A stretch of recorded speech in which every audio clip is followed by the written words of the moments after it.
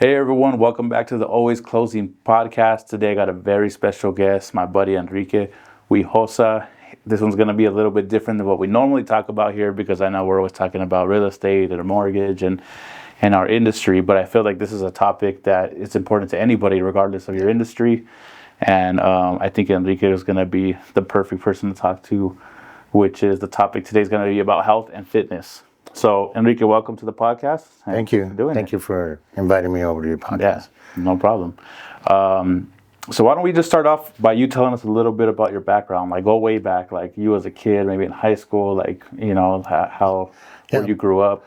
Perfect. Well, literally I came into this country in 1980, around that era. How old were you when you came? I'm going to say about 13. Oh, okay. 12, 13 years old, yeah. Is English your second language? English is my second language. Okay. So coming to this country was really difficult to understand the English language. Of course, I went through school. I went elementary school. I grew up in Downey. Okay. Went to elementary school in Downey. Ended up all the way to high school. Graduated. Played ball. But understanding the language and keeping my own language as well, it's kind of hard to balance that out. But because I grew up in a neighborhood where there was a lot of Caucasian people, my English came out pretty easy. It wasn't like I had any kind of slang or anything like that. But started playing football at high school and got into fitness and working out because I wanted to be big like everybody when they're young. That's how I started into the fitness industry. So did you always kind of have a love for like sports and working out and lifting, or did that just come with maybe because you were playing ball and stuff like that? Well, number one, like a lot of people that work out a lot and get into the fitness industry want to compete, become bodybuilders, is because usually you're small. And at the same time, it's hard to put on weight when you're very skinny. So eating more, and it was really difficult because my father was kind of strict. So with the food and all that, I had to figure it out and keep eating as much as I could. My father would even call it my religion, going to work out in my room with weights that a little bit that I made about. So you've always kind of been about like lifting and like I said, I was always real skinny, so that's when I started putting on a little bit of weight. And my father kind of explained to me a lot about the anatomy too, because he was a doctor in Mexico. Okay. So yeah, I understood a little bit more because he would teach me. So I got more into the bodybuilding thing, opening up magazines. I want to get big. So that's how I started. Yeah. And like a lot of... So you were naturally just like skinnier when you were a kid? Skinny, yeah. I was about... You're pretty tall. I mean, you're pretty big in general. I'm 6'3". I weigh about 230 right now, 240. Yeah. I've been heavier.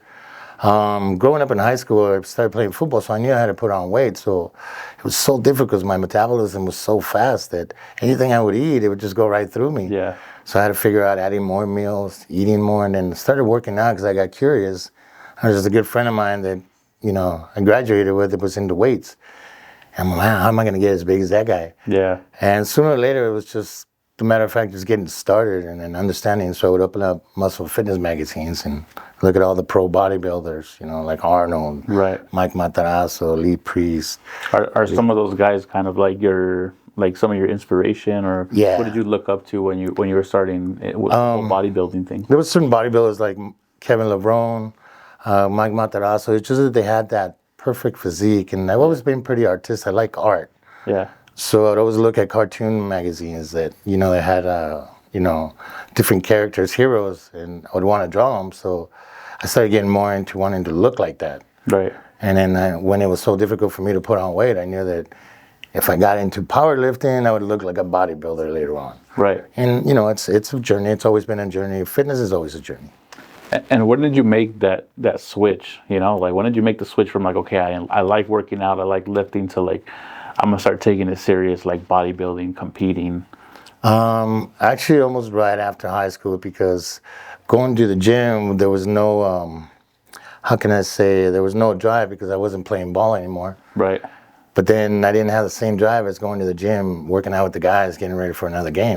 Right. Then it started getting more like, I have to do this on my own now. Where's going to be my motivation? That's when I literally started looking more into the fitness thing, and then I ended up later on working for a big corporation in fitness. And then from there on, I would see people walking in and out and people that were working out a lot. Mm-hmm. That's how I got stuck in the lifestyle. Right. And ever since then, I really stopped working out. Started working out when I was basically about 14, 15 years old. Well, what's the difference, would you say, from just normal, like lifting, bodybuild, or just normal fitness, right? And competing. Like once you make that switch to competing, what changes? What do you have to do different in your workouts? That and in the aspect of that, to wanting to compete, I did a lot of research. And what I did notice a lot is you just have to be consistent. But what made me make the switch, it was the fact that I just started looking at people that would work out in the gym, and I seen they were getting ready for competition. And I go, I want to try that. Yeah. And I ended up doing a very small show. It was a city show for the City of Commerce. Yeah. Oh my God, I was so embarrassed because I looked so skinny out there. I wanted somebody to pull that shepherd hook and pull me back out of there. Well, compared to everybody else? Compared to everybody else, yeah. Then I realized, okay, this is going to take me a long time. This is not that easy. Right. Because even putting on weight, and it was hard, having to lean it down, bring down that weight and create more tone structure on your body, you lose a lot of weight. Once you start losing that weight, you start panicking. Oh no, I'm going to look too small and all that. Yeah. So it was trial and error, and then learning. Not about just getting big, right? It's about actually looking cut.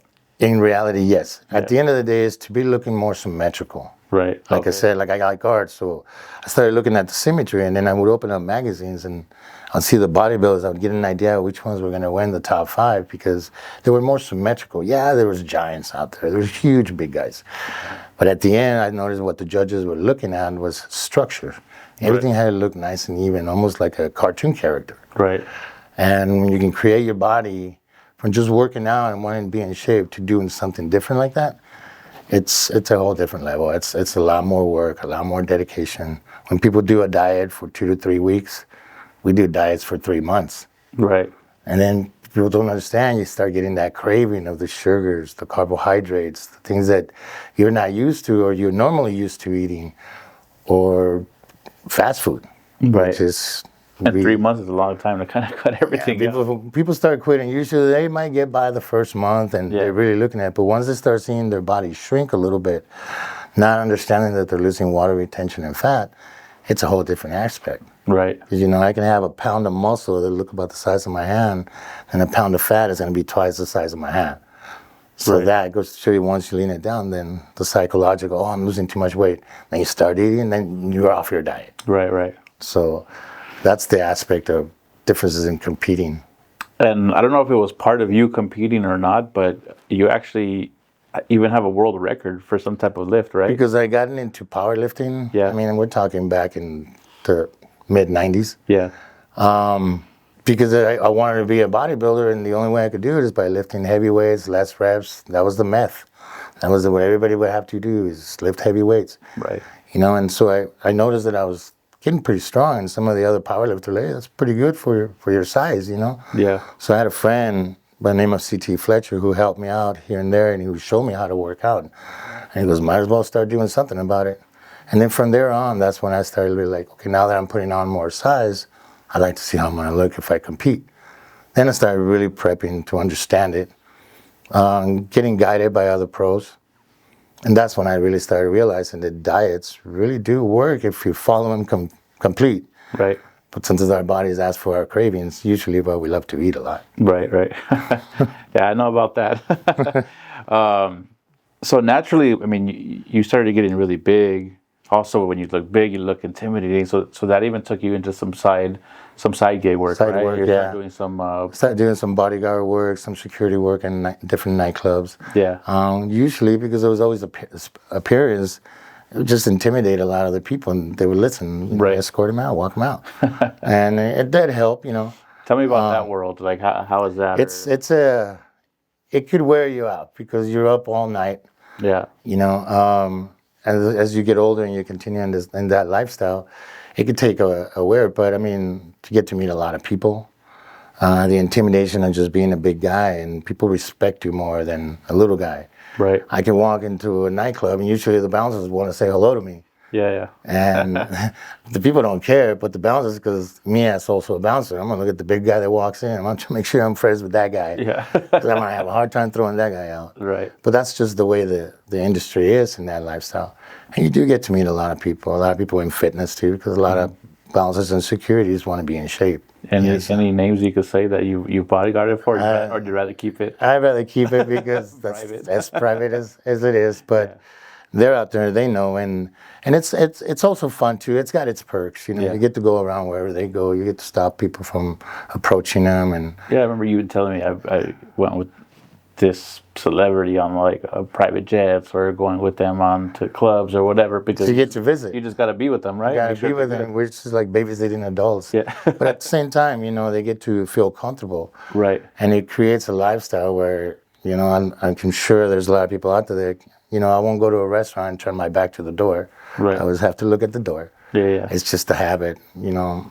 You go out anywhere, it's just a habit of me always looking at my. But if you don't mind it and you like that kind of atmosphere, you get used to it. I've been doing this since, Jesus, before my early 20s. I've been doing that. Right. So, and that also leads me to also keeping myself in shape, because appearance is what's going to keep people from acting, and then you have to control them. Yeah, absolutely. So what kind of made the transition from you doing stuff like personally, right? Like you're competing, you're training, so like now I want to make a business out of this. Because So tell us about your gym. Tell us how you started the gym and how you made that transition. I made the transition because I started realizing in competing, it takes a lot. I give everybody credit that just even makes it to getting on stage. Right. In my way of thinking, if you're on stage, you're already a winner as it is, because it is so hard to do a diet like that, but it's consistency. And what changed my mind from just continuing to follow the sport, I'd rather just help people follow the sport, because I would help somebody here and there like I was taught. Yeah. I was excited the fact that I got to learn from the big guys, Right. and understand the exercises and learn more about my body from the basic that people would know. So what changed because I started looking at people, how they would get excited of losing weight, and I'm like, to me it was easy because I could lose weight so easy, but for some people it wasn't. Yeah. But to look at their faces and expressions of how happy they were able to understand how to drop weight, understand a little bit of food, that's where I make the transition of getting more into helping other people. Mm-hmm. And I've always had a passion for it. I mean, I've been working out to this day. Yeah. I never stop. Even I don't look at as I'm getting older, you know, I don't try to compete against anybody. Yeah. I give everybody their respect. But I also compete against myself to keep myself continue to doing this, because a lot of people say, well, I get tired of doing that after a while. Yeah. I've even run into people that I went to school with, you're still working out? And they might say that, After but all these years. exactly, and they're like looking a little older than me, and Yeah. they're, you know, Right. I'm older than them. Yeah. And so it's heartwarming, because I do like helping people. And I can get into conversations like, you know, when you come to the gym, will you ask me a question? I can sit there and go forever on something, because I've done it so long. You know, Right. I've trained so many people and changed their lives. And then I teach. Yeah, that's what I've noticed with working out with you is whenever maybe like I have a question or you see me struggling with something, it's like you've seen it 5 or 6 times already. Yeah. Like you already know, because just the experience, right? You're like, oh, you maybe need to change this, or you need to try this out, or whatever. Exactly. Because I feel like you've seen all the problems so many times with other people, probably. I always tell people, you ain't going to be my first rodeo. I've done it. And I've seen a lot of people change, only because I feel that in fitness, you really have to get down to the person's level and interview them, talk to them, see what they're looking for. Right. A lot of these people, they'll just look at Instagram and look at a lot of people that are on there. But these people are very advanced sometimes, and you can't compare yourself to that. Right. So when you kind of help them out, start guiding them the right way and letting them know that this is not overnight. It's not a fashion statement. It's a lifestyle. Right. And once you get hooked and you like it, and you can control your body from understanding the weight up and down. You're a female, you want to get ready for a wedding, or you want to get ready for wear a dress, or you're a guy, you want to feel more broader, you don't want to be slouching. Right. We all have that. But once you understand your body, and which is what I do with everybody, is I get them to understand their own bodies. Yeah. Only from experiences that I've had, things that I've done. I was old school, I used to put on the trash bag and tape out the edges and try to lose the weight, just to look a certain way. Right. And it's the dieting, it's just understanding what food does to you. Yeah. And staying away so much from fast food. I hate to say that, but fast food is not good for us. Right. I mean, we're the heaviest people on the planet, basically, because we eat so fast. Right. Everybody even Uber eats, They don't even want to go walk to the corner or go buy something. Yeah. So learning and seeing people's face change when they see that they can do it, and then understanding their own bodies. After that, it's just, I can just cut their wings and they can go on their own. There shouldn't be no reason why they don't continue. Right. They don't continue is because maybe they didn't get it trained right, or they didn't explain it correctly, or maybe you weren't focused. Right. Your goal is trying to lose the weight or get in this type of shape, and sometimes it's got to be more repetitive. Right. I believe that as long as you're consistent, patient, and understand your body, more to playing around with food. And when I say that, is certain things will make you gain weight a little up and down. Yeah. See what sticks in your body longer. Yeah, I mean, we've been doing it with me, right? Like if we have a certain goal and I don't hit it for whatever reason, sometimes it's just like not that you're necessarily eating that bad. It may just be the things that are eating that may not be bad, but they're just your body reacts to it different. Absolutely. Or maybe not the right time. Yeah. Maybe you might want to eat that earlier in the day. Yeah. And eat the more protein things at night, because protein is going to digest, and whatever you can get in there is kind of, the rest goes to the toilet. Right. So let's get into like the nitty gritty stuff now, because I think we got a good idea about you, right? But now let's say somebody that's watching this and they want to just start maybe like a new fitness journey. Maybe they haven't worked out in a while. They want to kind of get back to it. What are some basics that they can start off day one? What are some of the basic maybe exercises, or what type of routine was just a beginner starting off? What I like to do, usually when people are starting off and the questions I ask when I interview anybody is if you had personal training from other people before. And the reason why, because sometimes we might pick up some habits that we might not need, or maybe it doesn't need to be corrected. What I advise people to do in the beginning, most important for my clients when I invite them in, I want to learn a little bit about them, their habits. Right. What do they eat? How's their lifestyle? The reason why I usually ask for their lifestyle, depending on what type of work they do, if they're a person that's behind a desk all the time, in a computer, obviously it doesn't work out. Right. Maybe you get 1 or 2 days, feel proud about themselves, but you got to push a little bit extra. Right. Other people just have a very hard labor work, for some people, some guys, and they still want to come in, but they're tired by the end of the day. Sometimes it has to do with what they're eating. And it all boils down for me understanding their eating habits from the beginning. Then I go to asking them what kind of work do they do, and then from there I can start kind of breaking it down how I would start my program. Usually I start them off with a very light cardio program. Just basically, a lot of people do time, distance. As you can see, I've told you before, I do it by calories. Yeah. Because I feel that if you do calories, then you give yourself a goal every week, like I've done with you. What are some of the benefits of like using or hiring a personal trainer compared to just going to the gym yourself and doing your own thing? In my sense, the way I do it with my clients, I really don't let them rest for an hour. The reason why I recommend that, to like make sure that you get your whole program in based on what you're going to do. Everybody's body is different. But by me standing next to a client, that client is going to make sure they're going to be doing their says, yeah, we can talk and train at the same time. Yeah. And that's what I push. I also push a lot of the abdominals at the same time while we're doing the whole program, because then I'm trying to create a habit out of you. Right. And little by little, by adding certain exercises and certain things, you separate them, you start making more sense of what you're doing and why you're doing it. You can challenge yourself and so forth. But in the beginning, it's usually basic to understand what your strengths and weaknesses are. Right. That's where I would start. That's what a trainer could do compared to you just doing it on your own. Exactly, because a lot of times if you don't have a trainer, you don't know if you're doing it correctly. The form might be off, or Especially you might if be you're starting jerking. off, right? Yeah. Yeah, a lot of injuries happen because they don't have the right form. Right. And I believe in form. And if you have to go lighter, go lighter. It's not about building egos. It's about building the right body that's structured for you, for what you want to look like. You know, you tell me I'm going to guide you to try to get there. You know, I have people that are, are heavy, but they want to go gain more weight because they want to be stronger.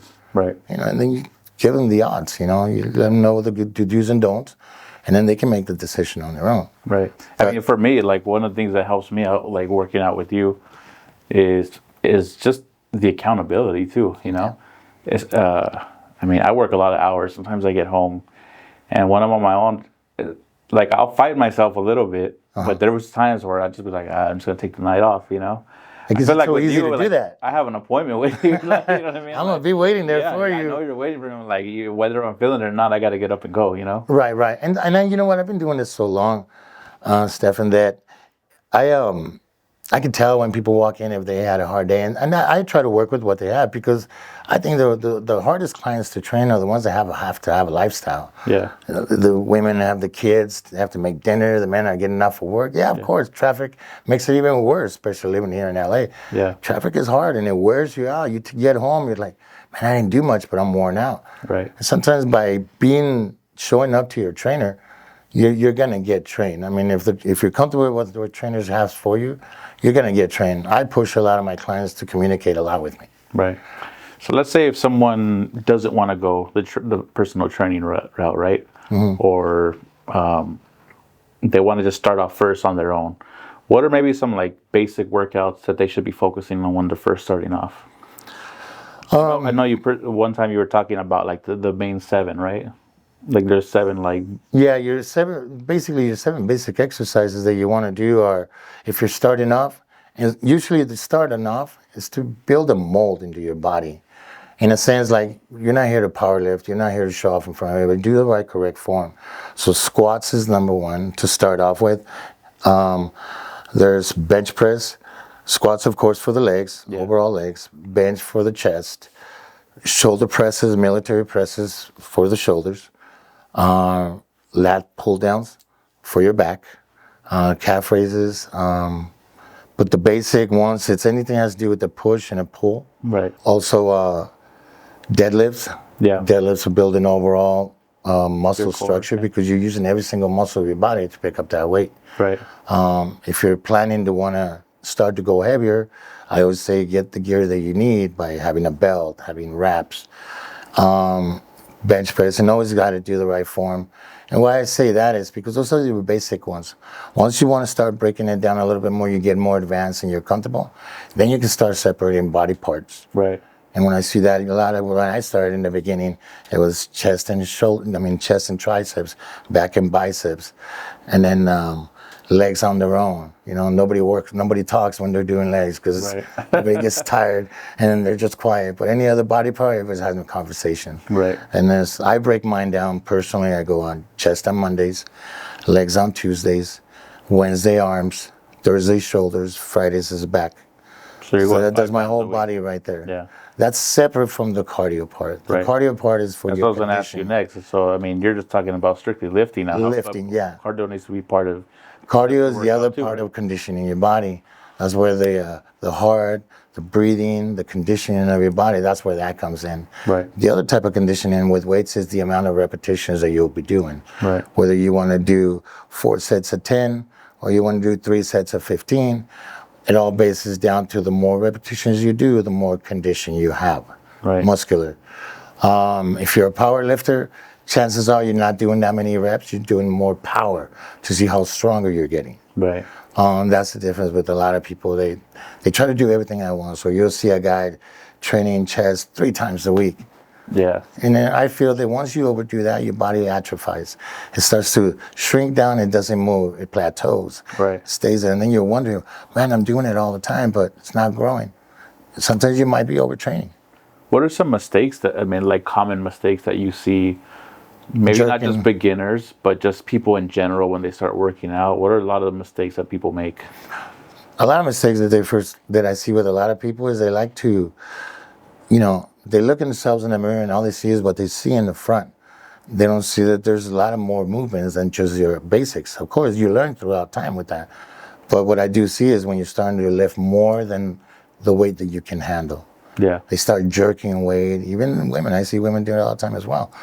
Or they'll injure themselves, not realizing what they did wrong.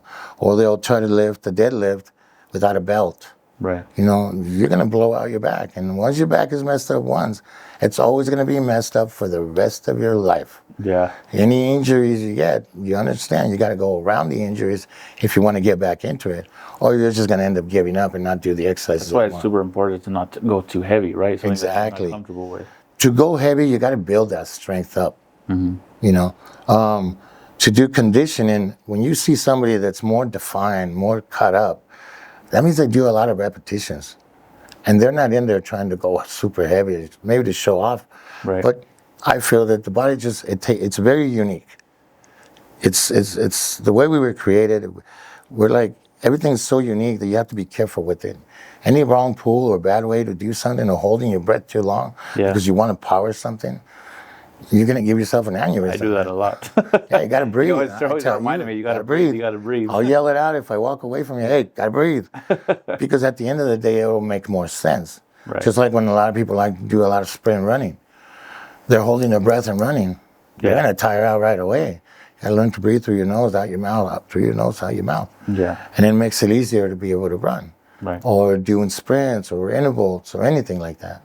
So I always start everybody to their potential that they can do, but I won't handicap you. If I know that you can do better, most of the time I've even caught you sometimes, I know that you can do better, but you just want to get it over with. Yeah. So I'll lighten up the weight so that you can do your repetitions correct and not jerk weight or over pull on something that later on something on my shoulder or something. Right. And usually it's because of bad form. Right. And a lot of times, us guys, we got a big ego, man. We want to lift heavy. Yeah. If the other guy next to us might be going a little, you're going to want to go heavier. There's no need for that. Yeah. I wish a lot of people would just step it back and say, good, if they can do that, good for them. You'll get your turn. You'll get to be that strong if that's where you want to go. Right. But always safety is really important.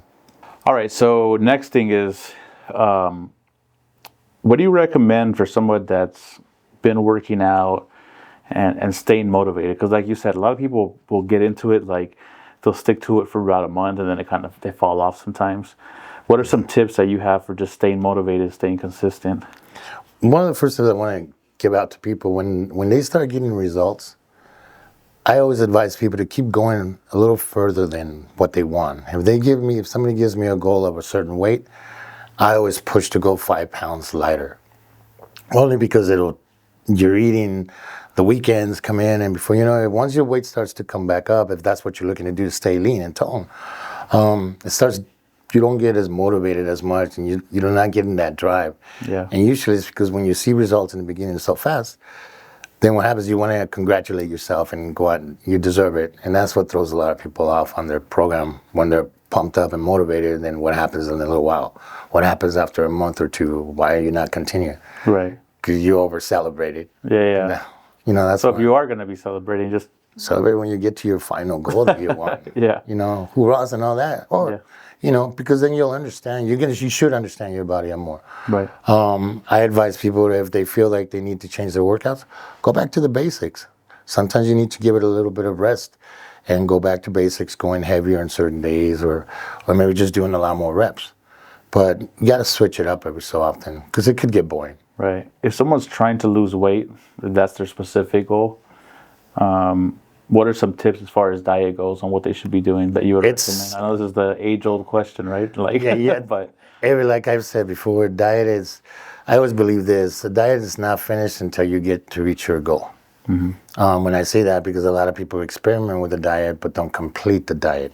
When is it complete? Did you get your goal? And when I say diet, it's really understanding what food works for you. Not everybody has the same metabolism.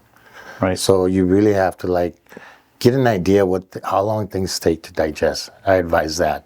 I always tell people to cut down some of their sodium intake because everything that we eat has a lot of sodium, especially if you're buying from a restaurant or a fast food. because And it's then you a retain water business. that way, right? You know, they're not going to go to Fresh and Easy and buy what they're going to serve you. They're going to go get it by the pounds, Right. by the market. And they want you to feel full when you leave, so you feel Exactly. satisfied. Yeah. And then what happens is you're not as motivated, and then you got all this food on you, and then you get sleepy. Yeah. And then you're not motivated. You'll miss a day. One day you'll miss, and then the next time you won't do it again, and it happens again. Right. And then before you start backing out, you're not as motivated as. But when you're seeing results constantly coming in and watching, playing with your body, and really understanding what food does to you personally, it'll make more sense. Then you can keep the weight that you want to be at. You briefly mentioned it a little bit earlier about fasting. What's your opinion on fasting? My opinion on fasting, I think fasting is great for it because I do it myself. I mean, I'm not going to lie. I like to eat a lot of food, and sometimes I get overstuffed. And I really believe that I've learned with a lot of clientele that we overstuff ourselves with food.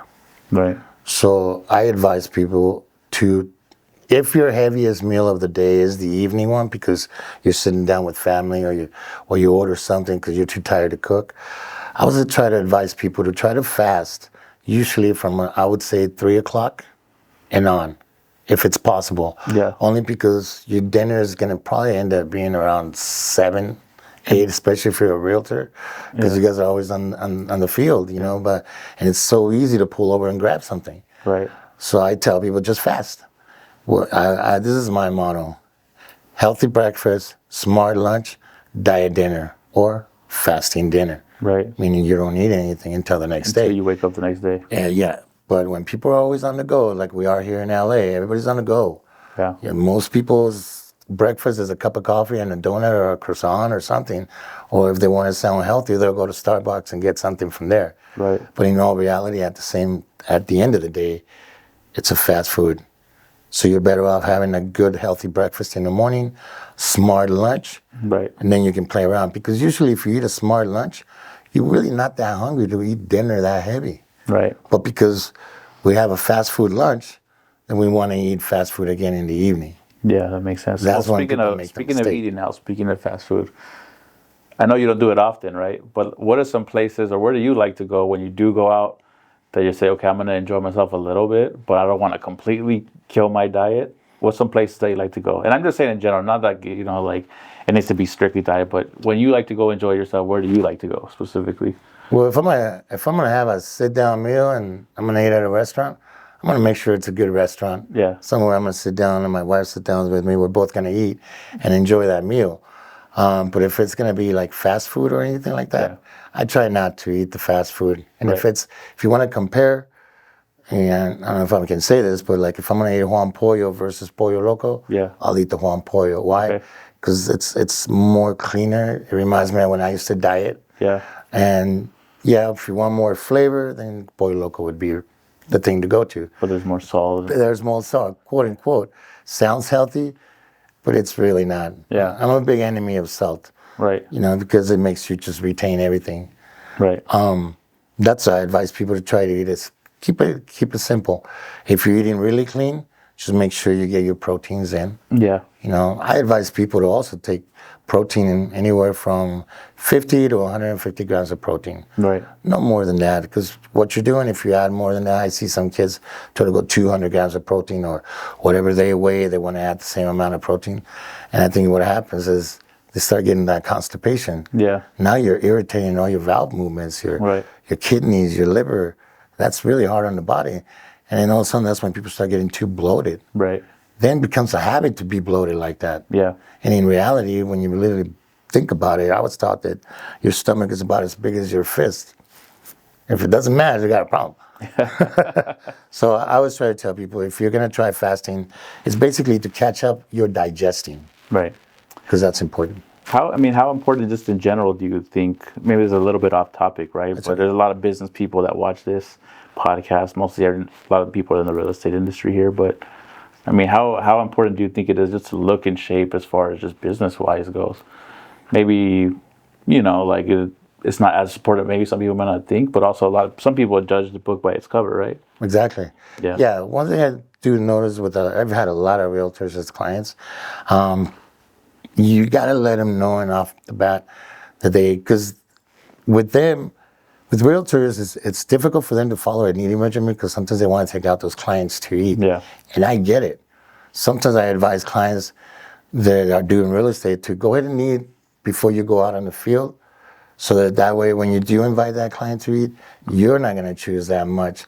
Let the client order what they want, But you're not, because you're not really hungry. Yeah, it's a good tip. So it kind of makes more sense. I always advise people, if you're going to go to a barbecue and you're really trying to watch what you're eating, eat before. eat first before you go out. That way you don't eat as much. People that are doing real estate, I always advise them, just remember, fast food is always going to hold you back. Right. I went when I was a young kid, I went like eating fast food almost every single day to put on weight.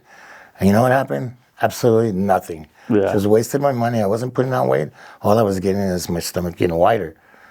And so I started eating more home-cooked meals. That's awesome. Well, Enrique, I think that you give us a lot of good information, a lot of like useful information that people could use. If people have gravitated towards you and they want to get a hold of you and maybe do some personal training with you, please where come on down. Where can they get a hold of you? I have my place right here in La Habra. Okay. It's 2661 West Whittier Boulevard, La Habra. And My Trainer Fitness Gym. Right. The reason I called it that way is because a lot of people say, well, my trainer goes over here and he does this. My trainer. So I called it My Trainer Fitness Gym. Only because the place is it's basically built cozy so that you don't have to feel intimidated by these young kids lifting heavy weights or putting, tripods or something, because you want to go work out and feel comfortable. I advise everybody to come on, check it out. And if you want to get some training, we'll sit down, we'll do an appointment, and I'll give a free analysis so they can get an idea where they're at. Yep. I do body fat caliper, I do everything. So at least you'll know where you're at. Right. And even, I invite all my clients, every time they want to start, or it's a new person, I tell them to bring an eating regimen, just so I can get an idea of what their habits are. Because clients will always tell you, when you ask them what you eat, they're always going to say the first word that comes out is chicken, or they're going to say that they ate this and that, and at the end of the day, they're just not eating correctly. Yeah. So you want to nip that in the bud. So I invite people to bring me a list of all eating habits, because we all have habits. Right. Once you break them down, you kind of get a hang of it. And we'll also put your page here, but My Trainer Fitness Gym with underscores is also your Instagram page, right? Yes. You can look me up on Instagram, ask any questions. Was it DM me, right? Yeah, you can DM me. You can DM me. So. And, or just give me a call. Cool. The number's on there. If you look me up, you'll see the phone numbers on there as well. Cool. Sounds good. Thank you for inviting me. Thanks again, Enrique. Appreciate your time. Thank you for doing this. And thank you for having me. We'll do another one in the future. Absolutely. Everybody, come on down anytime. Thanks everyone for watching, and we'll see you on the next one.